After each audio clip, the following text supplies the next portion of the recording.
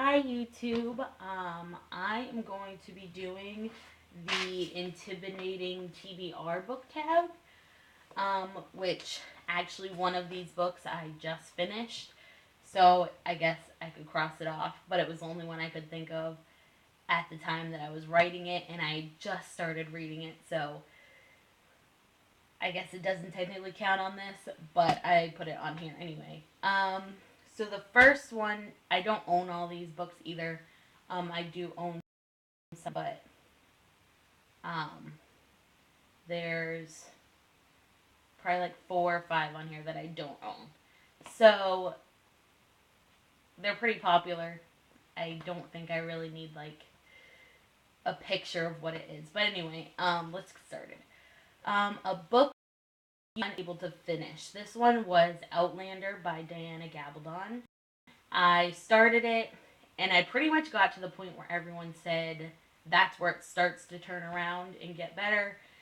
And I got to that point, and it was like around Thanksgiving or Christmas last year, and it was just like a crazy time of year, and I put it down, and I have not picked it up again. So that one is for my unable to finish. I just haven't. I watched the TV show, and I just haven't been like in the mood to try to pick it up again and finish a big commitment. I mean, it's a big book, so it's it's on there. I might end up finishing it at some point, but I'm not sure yet. A book you have yet to read because you just haven't had time. This one was The Glittering Court by Rochelle Mead. I went and bought this one, and I was so excited about it. This is another one of my most anticipated of the year, and I was so excited about it, and then I've been trying to finish my challenge for the year and stuff, and this one just doesn't fit into it. So hopefully soon I will be reading it. I would like to do it at least this year, but hopefully within the next month or two. A book you have yet to read because it is a sequel. This was The Awakening of Sunshine by Paige Mackenzie. I saw this and read it, and then I got it as a or at least an advanced reader copy, an ARC.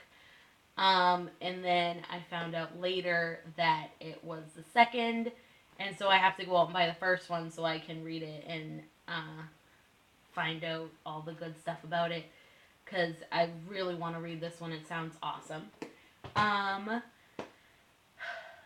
A book you have yet to read because it is brand new. I actually just went out and bought this one yesterday, which is A Court of Mist and Fury by Sarah J. Maas. I'm so excited to read this one, and it fits into my challenge because it's over 600 pages. It's like 625 or something. So, this one I think I'm going to try to go this month and hopefully finish it. Hopefully. That's my goal. So, that one I'll be able to cross off soon. A book you have yet to read because you read a book by the same author and enjoy it. I don't really have this that I could think of, at least when I was filling this out. I kept like trying to go through my head and go through my Goodreads list, but I go by the individual more than the author, and I can't really think of a time when I've been like, oh, well, I read something by them and I just didn't like it. I do have a few kids' books that are like that, that are like young children's books for my son that I've seen, and I'm like, oh, I'm not getting that one because I have read like 3 books by him and I hate them all. So, but I don't have any adult books that fit into that. So, a book you have yet to read because you're just not in the mood for it. I've gone back and forth on this one for like a long time, but whether or not to start it, I just don't think I'm ready to start the series. But A Throne of Glass by Sarah J. Maas. I obviously love her A Court of Thorns and Roses series. So it's not that I don't like the author, it's a big commitment to like get into a whole new series, and I still have a few series I'm trying to finish, and I just don't think I'm like mentally ready for that. So, I've yet to read because it's humongous. I put Outlander down on this, which is a double. Um, but so I also put down the Game of Thrones series by George R. R. Martin. 'Cause I have thought about it, but again, huge commitment, and I just know with having to get them out from the library and only having a limited time, and having an almost 2 year old who's into everything, I don't think I'm ready. So maybe in the winter I'll try to get through some of these big books.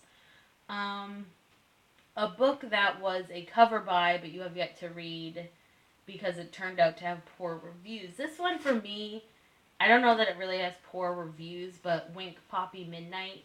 I actually started. I found this one because of the YouTuber Books and Bullshit. I can't think of his like real name. Um, I think that's his YouTube though, and I love him. And he had said something about this book, and then later he went back and said he read more about it and just didn't think he would like it, so he didn't end up getting it. But I just finished this one. I'm going to be uploading the review. And it wasn't bad, but I was kind of putting it off for a long time because it wasn't really what I was into either. So, and then the last one is the most intimidating book TBR pile, and that is definitely Outlander. Um, it's definitely the biggest book. I also have a few Stephen King and James Patterson books that are pretty big.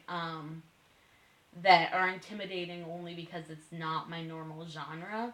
I think I have Zoo, Under the Dome, and I thought about reading Salem's Lot, and I started it, and I just couldn't get into the writing style. So, that one's technically not in my TBR pile anymore.